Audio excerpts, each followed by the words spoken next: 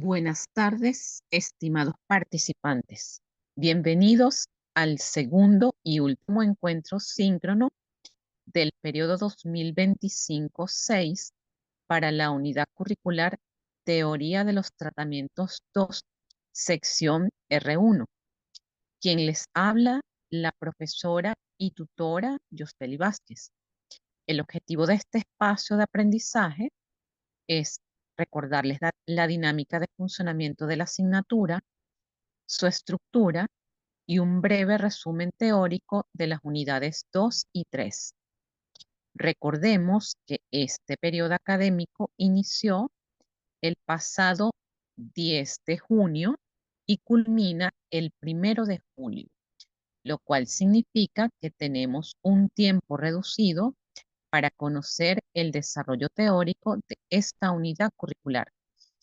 Teoría de los tratamientos 2 es una unidad curricular que tiene como objetivo general analizar los modelos de tratamiento psicológico, cognitivo-conductual, humanista y psicodinámico mediante la construcción de un marco conceptual para la planificación terapéutica de soluciones a distintas problemáticas y patologías clínicas del adulto y adulto mayor en los diferentes contextos con una actitud ética y responsable.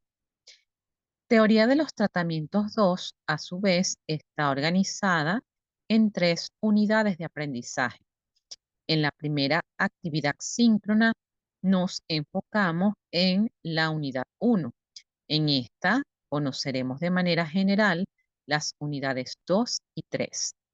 Como ustedes saben, la evaluación para esta unidad curricular constará de 2 cuestionarios que cada uno tiene un valor del 50%. El cuestionario número 1 tiene como propósito evaluar la unidad 1.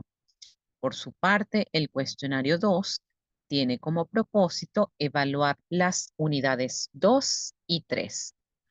Asimismo, es importante señalarles que ambos cuestionarios deben realizarlo antes de la fecha señalada. Para ello, tienen los distintos materiales disponibles en los recursos de consulta, así como el banco de preguntas y respuestas, más el material teórico que se les está suministrando a través de estas actividades síncronas. Felicito a los estudiantes que ya han realizado ambos cuestionarios de manera satisfactoria. Ahora bien, conozcamos en qué consiste teóricamente la unidad 2 y la unidad 3 para que tengan la base al momento de dar respuesta a estos 2 cuestionarios. En lo que se refiere a la unidad 2, tiene como propósito estudiar las técnicas terapéuticas para el abordaje de las patologías biopsicosociales del adulto y adulto mayor para la construcción de estrategias de abordaje. En este sentido, es importante manejar las técnicas terapéuticas para el abordaje de las patologías del adulto joven y adulto mayor, reconocer los protocolos para el abordaje terapéutico y aplicar las técnicas terapéuticas de abordaje cognitivo-conductual, dinámicas, humanistas, gestal, existencialistas e integrativas. En lo que se refiere a la unidad 3, esta tiene como propósito el diseño de planes de intervención para el abordaje de los trastornos clínicos asociados a la adultez y adultez mayor. Es importante tener muy presente que las técnicas terapéuticas forman la base del protocolo de abordaje de los pacientes. Los diferentes enfoques de tratamiento que se describen deben comenzar con la realización de una buena historia clínica, seleccionar problemas específicos de tratamiento y decidir un plan de acción claro y concreto de acuerdo con el enfoque teórico afín al profesional. Vamos a entrar directamente en lo que son los protocolos para el abordaje terapéutico en adultos. La aplicación de la terapia psicológica debe basarse preferiblemente en el empleo de técnicas de eficacia, efectividad y eficiencia probada mediante estudios científicos. Es importante que las técnicas estén probadas para el problema específico al que se aplica. Es importante que conozcamos lo que son los lineamientos para la terapia conductual, la terapia cognitiva y la terapia psicodinámica, que son de manera general los tres grandes corrientes, los tres grandes enfoques que se suelen usar con mucha regularidad en la práctica clínica. Y vamos a comenzar con los lineamientos para la terapia conductual. Partiendo de la idea que la terapia conductual tiene como objetivo central promover cambios en la conducta de las personas, utilizando una serie de técnicas para lograr el incremento de las conductas adaptativas y disminuir la frecuencia de las conductas o comportamientos desadaptativos. La estrategia terapéutica conductual se desarrolla siguiendo los siguientes pasos: el análisis funcional, la determinación de objetivos y metas terapéuticas, la ejecución del plan de tratamiento, la evaluación de los resultados, la culminación de la terapia y el plan de seguimiento. Ruiz y Cano describen que el estudio del paciente bajo el enfoque de la terapia conductual consiste en el análisis de la conducta manifiesta y encubierta. El terapeuta de conducta muestra respeto por el paciente y le informa de sus intervenciones, de las cuales debe pedir consentimiento. Cuando hablamos de este consentimiento, desde el punto de vista de la ética, esto sería el consentimiento informado, es decir, que se le da a conocer de manera verbal o escrita el consentimiento ético para la evaluación y el tratamiento que se le va a realizar. En Venezuela no suele utilizarse con frecuencia, sino más bien en aquellos abordajes que tienen fines de investigación.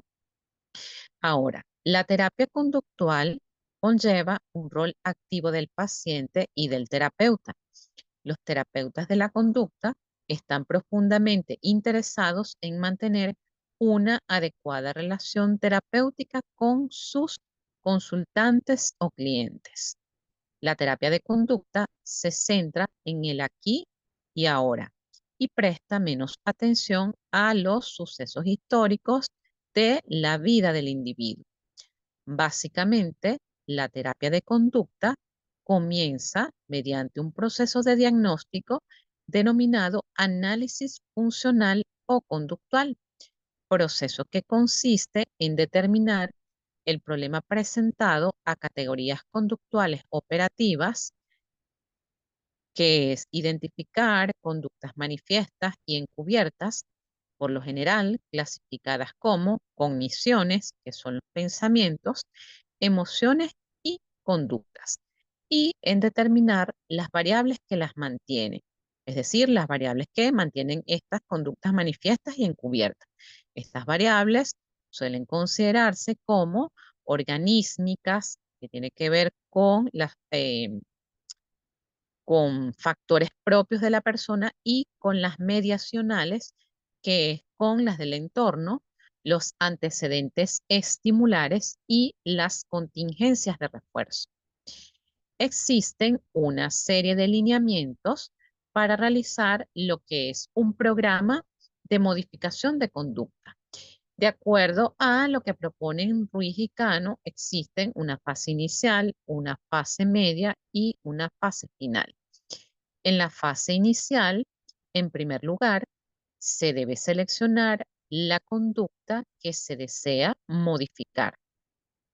La evaluación o diagnóstico conductual consiste en la determinación de la conducta objeto de estudio, sus antecedentes y sus consecuencias. Utilizar algún método de registro, como son los registros de frecuencia, los registros conductuales, para saber qué elementos están incidiendo en la conducta. Es de utilidad la observación con algún otro tipo de registro. Recuerden que para nosotros los psicólogos, indistintamente del enfoque teórico que decidamos utilizar, la observación es es nuestro instrumento de evaluación por excelencia. Utilizar algún método de registro para saber qué elementos están incidiendo en la conducta es de utilidad en la observación con algún otro tipo de registro. Las hojas de registro consisten en una sencilla técnica para que el paciente sea consciente de los distintos componentes de una actividad y su nivel de ejecución en cada uno de sus componentes. Se deben identificar los reforzadores o cosas que le gusten a la persona, elegir los objetivos y las técnicas terapéuticas más adecuadas para intervenir realizando un plan de acción.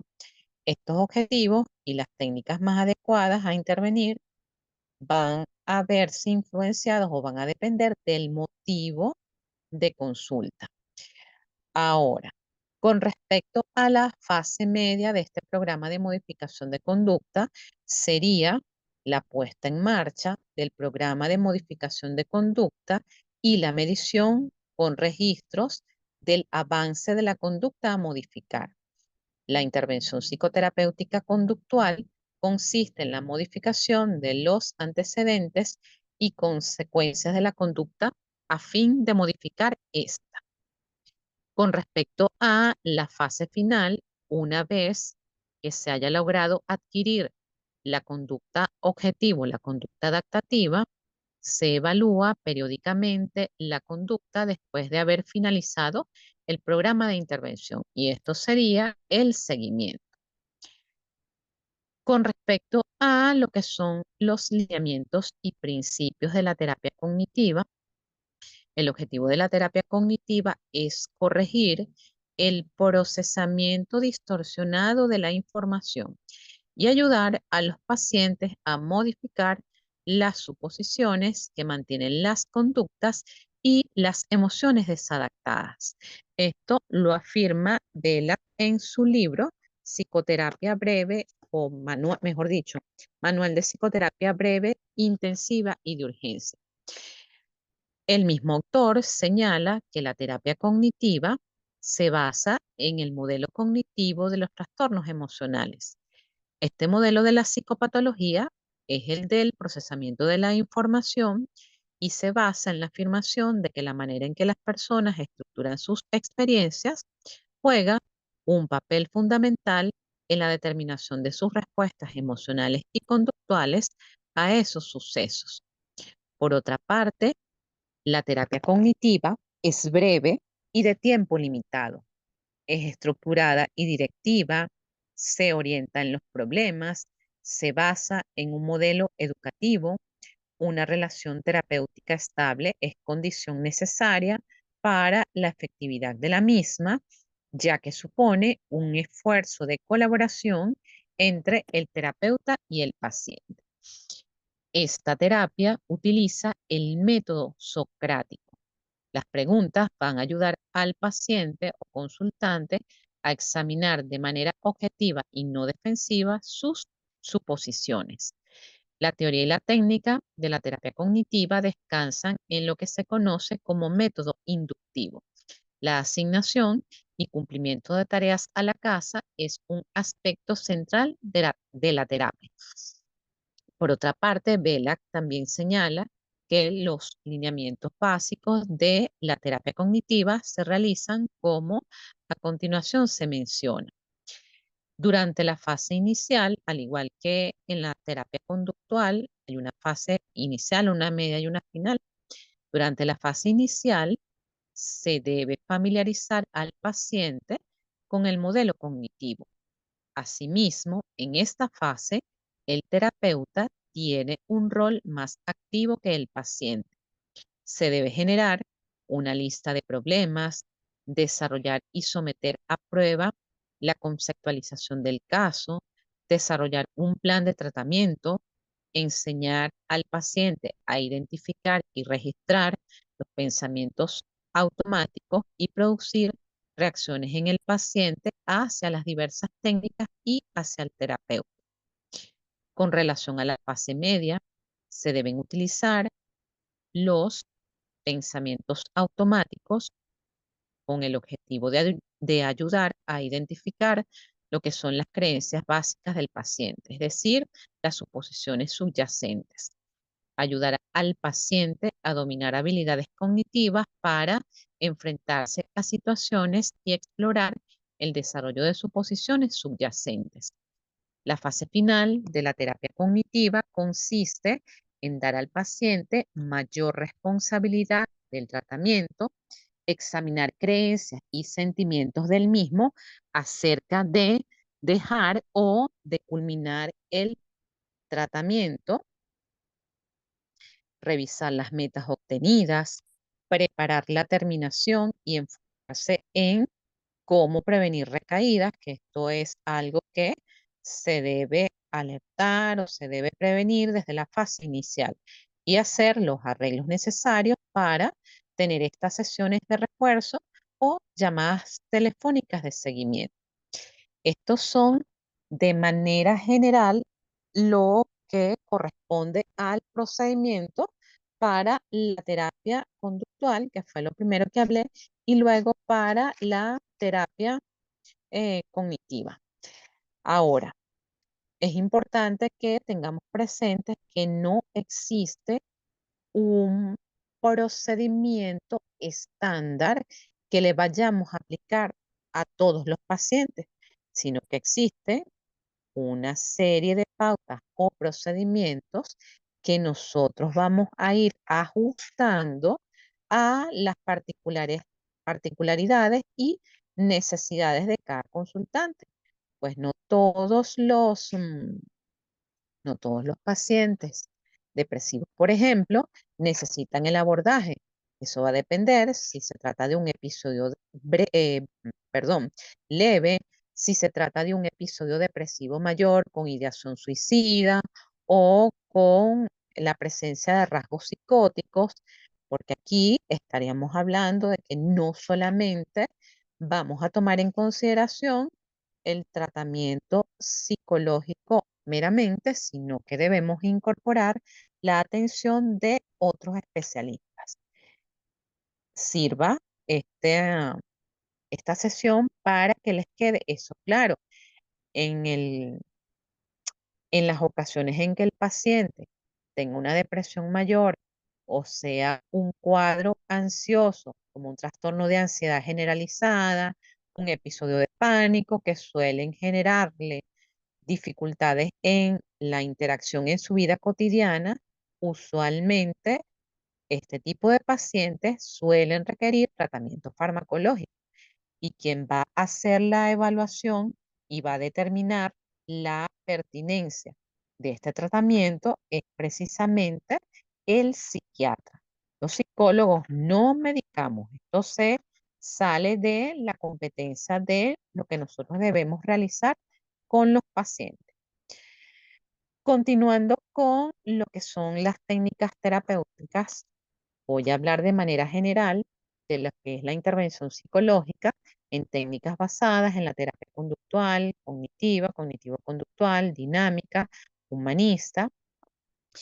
Las técnicas terapéuticas son o se considera que son parte de la caja de herramientas con las cuales cuenta el terapeuta para atender al paciente. El principio es el motivo de consulta y la demanda de tratamiento, que a su vez va a estar guiado y precisado por el diagnóstico. Recuerden que al inicio les dije que la efectividad, la eficacia de la aplicación del plan de tratamiento va a depender en parte de es un buen proceso psicodiagnóstico. Si nosotros hacemos un diagnóstico lo más preciso y lo más asertivo, pues nosotros vamos a poder aplicar una serie de herramientas que van a estar en coherencia con ese motivo de consulta. Las sesiones terapéuticas con adultos deben incluir establecer una agenda de trabajo para cada sesión. Esto es parte de lo que se denomina el encuadre terapéutico. Esto facilita que el tiempo establecido sea provechoso. Idealmente se establece un mismo día y más o menos una misma hora para darle cierta estructura a ese proceso terapéutico. El hecho de determinar una agenda provee una estructura para las sesiones, lo cual en sí mismo puede ser terapéutico. Les da estructura a nosotros como profesionales y a los pacientes como parte o como responsables de su proceso. De esta manera, también se involucra al paciente de una manera activa en su proceso y aumenta la naturaleza colaborativa de la relación terapéutica. El terapeuta debe proponer diversas estrategias de aproximación para cada problema y delegar en el paciente la tarea de decidir cuál estrategia a utilizar. Sin embargo, lo más recomendable es que, de acuerdo al motivo de consulta, nosotros evaluemos cuál sería el tratamiento o las técnicas de terapia que se adecúan al motivo de consulta del paciente. Resulta útil registrar lo trabajado en cada sesión de terapia, porque en base a eso es que vamos a ir construyendo esa relación terapéutica. No podemos dejar de resaltar que la elección de una técnica específica se debe basar en la concepción del paciente y las metas particulares para cada una de las sesiones. Voy a describir ahora algunas de las técnicas que han resultado o que se conocen con mejor aprovechamiento terapéutico en los procesos con pacientes adultos. Desde la terapia conductual, la intención paradójica, esta es una técnica terapéutica que consiste en pedirle al paciente que detenga la tendencia a tratar de evadir o controlar sus síntomas, pidiéndole que los hagan aparecer deliberadamente, deseándolos y exagerando. Otra de las técnicas muy utilizadas, no solamente en el área infanto-juvenil, sino también con los adultos, es la técnica del moldeamiento. Esta es una técnica de modificación de conducta que consiste en aplicar de manera selectiva y planificada el principio del reforzamiento positivo. La otra técnica es el modelamiento. Es una técnica terapéutica que se basa en el aprendizaje vicario y de imitación planteado por Bandura. El individuo es expuesto a determinado modelo que exhibe el comportamiento que se desea adquirir y el autocontrol es una técnica en la cual el individuo se aplica sus propios reforzamientos y castigos para poder controlar y regular sus comportamientos. Con respecto a las técnicas cognitivas, se tiene la reestructuración cognitiva. Las diferentes técnicas desde esta gran técnica, a su vez, sigue los principios de Aaron Beck.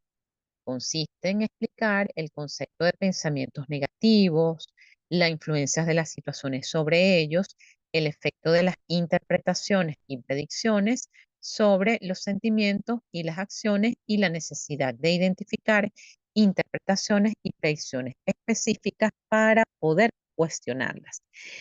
En general, las diferentes técnicas de reestructuración cognitiva siguen estos principios de Aaron Beck, como ya lo señalé.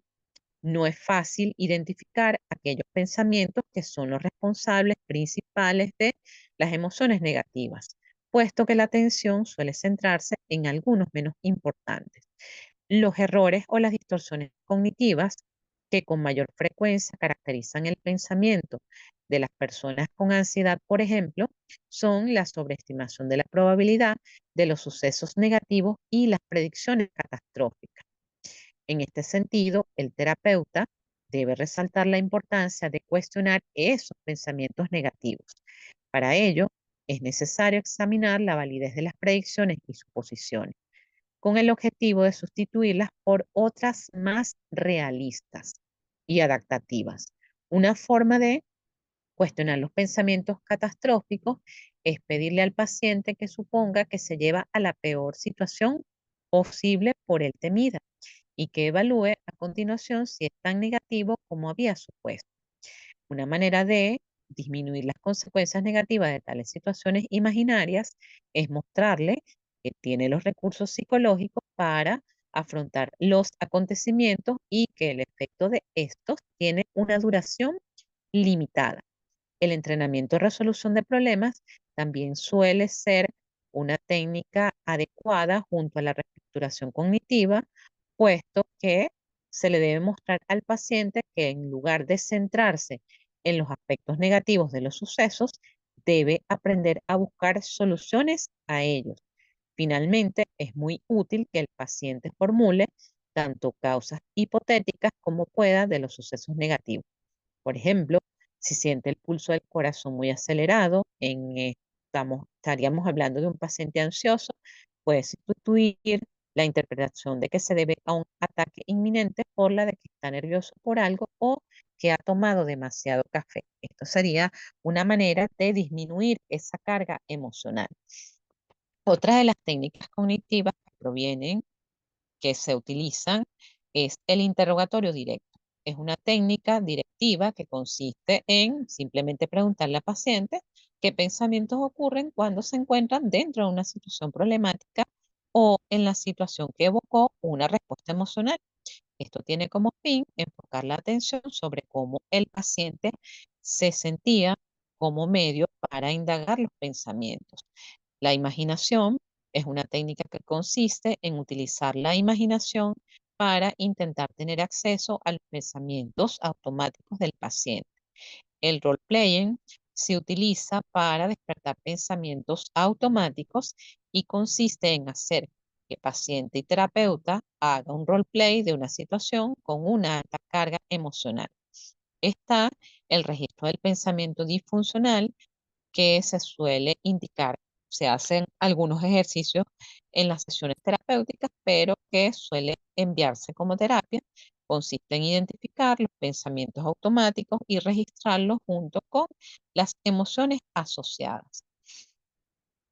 Está la eh, terapia racional emotiva conductual de Albert Ellis o en sus siglas TRS. Consiste en una terapia de dirección activa, filosófica y empírica que se centra en la resolución de problemas y perturbaciones emocionales y de conducta, cuyo objetivo radica en conseguir que el paciente lleve una vida más feliz y satisfactoria, usando el método del diálogo y del debate socrático. Con respecto a lo que es la terapia puramente cognitiva de Aaron Beck, se sustenta sobre su modelo cognitivo, el cual establece que los pensamientos, sentimientos y comportamientos se encuentran estrechamente conectados y que por lo tanto las personas pueden superar sus dificultades y alcanzar sus objetivos identificando y cambiando los pensamientos inútiles o incorrectos.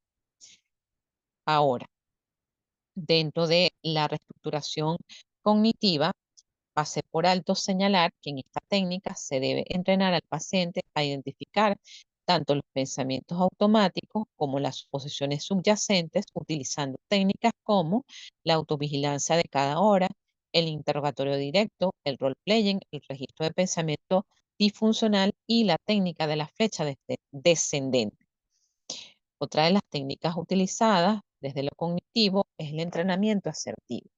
La asertividad, entendida como la capacidad de expresar los pensamientos y sentimientos propios sin experimentar ansiedad ni manifestar agresión y de una manera socialmente aceptable. Durante la terapia, el paciente puede aprender a comunicarse de un modo eficaz, manifestando sus propias opiniones. Las autoinstrucciones, eso es una técnica mediante la cual el individuo se da a sí mismo un conjunto de órdenes o instrucciones para la regulación autónoma de la propia conducta. El objetivo de este entrenamiento es enseñar al niño, adolescente o al adulto una forma de actuar rápida y eficaz para lograr el éxito en una tarea o en una conducta. Esta técnica tiene como objetivo enseñar a la persona a utilizar verbalizaciones correctas, aprendiendo a distinguirlas de las incorrectas. Ahora, con respecto a lo que son técnicas terapéuticas derivadas de la psicoterapia gestal, estas técnicas suelen estar centradas en el presente, es decir, en el aquí y el ahora. Surgen de la combinación y adaptación de lo mejor de otras corrientes teóricas, razón por la cual la gestal se convirtió progresivamente en un tipo de terapia inclusiva e integrativa. La base de la metodología gestal es la conciencia. Al centrar la atención en nosotros mismos, se llega a conocer cuál es nuestra verdadera experiencia, trabajando en el momento presente con la fenomenología o la comunicación no verbal. Dentro de las técnicas de terapia gestal se tienen lo que son las técnicas supresivas.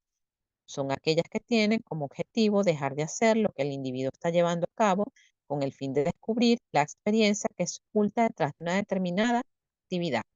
Se trabaja en descubrir los debeísmos, el experimentar el vacío, no hablar acerca de, encontrar las formas de manipulación, saber formular preguntas y respuestas, captar cuando se pide aprobación, tratamiento de la autoestima, darse cuenta de cuando se demanda o se exige. Existen las técnicas expresivas, las cuales tienen como objetivo reunir la suficiente energía para fortalecer el contenido del darse cuenta del paciente, bien sea sugiriendo la intensificación de la atención o exagerando la atención deliberadamente, a través de la repetición, la exageración, expresar lo no expresado, terminar o completar la expresión, buscar la dirección y hacer la expresión directa. Con respecto a lo que son las técnicas integrativas, son la combinación de las técnicas supresivas y expresivas, cuyo objetivo básico es integrar las partes alineadas del individuo a través de el encuentro intrapersonal, la asimilación de lo proyectado, las fantasías guiadas o las fantasías dirigidas, que suelen usarse de manera similar a las metáforas de la terapia de aceptación y compromiso, el túnel del tiempo, el archivador, los árboles y tú. Ahora, con respecto a lo que son las técnicas psicodinámicas, el modelo psicoanalítico, o mejor dicho, estas técnicas tienen su base en el modelo psicoanalítico, el cual hace énfasis en lo etiológico, en el origen del trastorno psicológico. Tiene su origen en un tiempo histórico marcado por una fuerte represión sexual. Sus aportes importantes son postulados que permiten la comprensión de la conducta de los individuos, centrándose en las experiencias tempranas para la formación de la personalidad y explicando que la conducta ha sido originada por motivaciones inconscientes, las cuales se manifiestan en las relaciones terapéuticas transferenciales. Entonces estaríamos hablando allí de esa formación del apego en la primera infancia, en el estilo de crianza, en esas relaciones objetales o en esas relaciones vinculares que se establecen durante esos primeros años de vida. El enfoque terapéutico de la teoría psicoanalítica se basa en la convicción de que se debe persuadir al paciente de que prescinda de su situación ambiental, con énfasis en el tratamiento de tipo individual, donde no tienen relevancia las dimensiones internas asociadas con la percepción de los acontecimientos, las emociones, los objetivos interiorizados y los conflictos internos o intrapsíquicos. El individuo es visto como un individuo reprimido en el que su vida psíquica responde a proyecciones. Los síntomas son vistos como inadaptaciones y como respuesta a reacciones internas más que a circunstancias externas. Desde este enfoque, la producción de material se realiza a través de lo que es la asociación libre, la interpretación de las reacciones transferenciales y la resistencia, que es un término que ahora también se está utilizando desde otros enfoques y viene a ser uno de los factores comunes de la psicoterapia. Dentro del análisis de ese material en sesión, se utilizan técnicas como la confrontación, la aclaración, la interpretación y la construcción. La confrontación es una técnica basada en aclarar las contradicciones del paciente. La interpretación es la hipótesis que hace el terapeuta de la situación y se establece entre un hecho presente y una experiencia pasada. Para realizar las interpretaciones, muchas veces primero hay que clarificar. El preguntar sirve para esclarecer.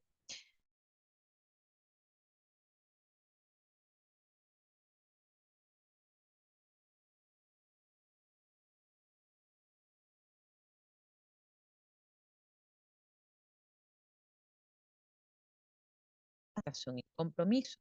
Este es un tipo de intervención psicológica que está orientada a la aceptación psicológica y en los valores personales.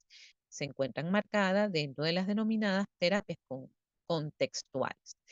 La terapia dialéctica conductual de Marshall Linehan, esta técnica terapéutica se basa en la estrategia dialéctica que consiste en generarle las dudas al paciente y las distintas opciones que pueden generarse validando el discurso del mismo. Tiene como objetivo aprender habilidades para lograr la regulación emocional y la conducta. Bueno, este tipo de terapia ha sido una de las que se utiliza, mejor dicho, o surgió para dar respuesta al trastorno límite de la personalidad con bastante eficacia. También se cuenta la terapia breve estratégica. De acuerdo con este enfoque, la atención terapéutica se centraría en explorar sobre aquello que la persona u otros implicados han intentado hacer para resolver el problema sin conseguirlo. Asimismo, programará estrategias capaces de romper el círculo entre problemas y soluciones disfuncionales. De esta manera, hemos dado un breve repaso muy general por lo que son una de las técnicas y de los enfoques mayormente utilizados en la práctica clínica del adulto. Por allí mencioné que es importante lo que es el registro de las sesiones.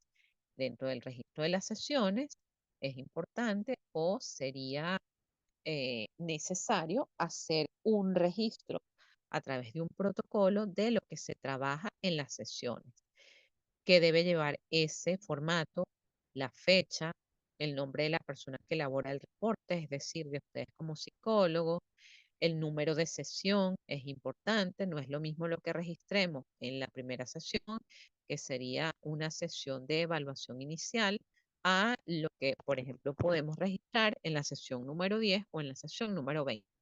Descripción del consultante. Aquí, pues damos una impresión diagnóstica, una síntesis diagnóstica de cómo estamos observando al paciente en lo que se refiere a sus funciones mentales e incluimos la hipótesis clínica, el motivo de consulta, describimos la sesión, el problema o las áreas a trabajar, se describe el objetivo de la sesión.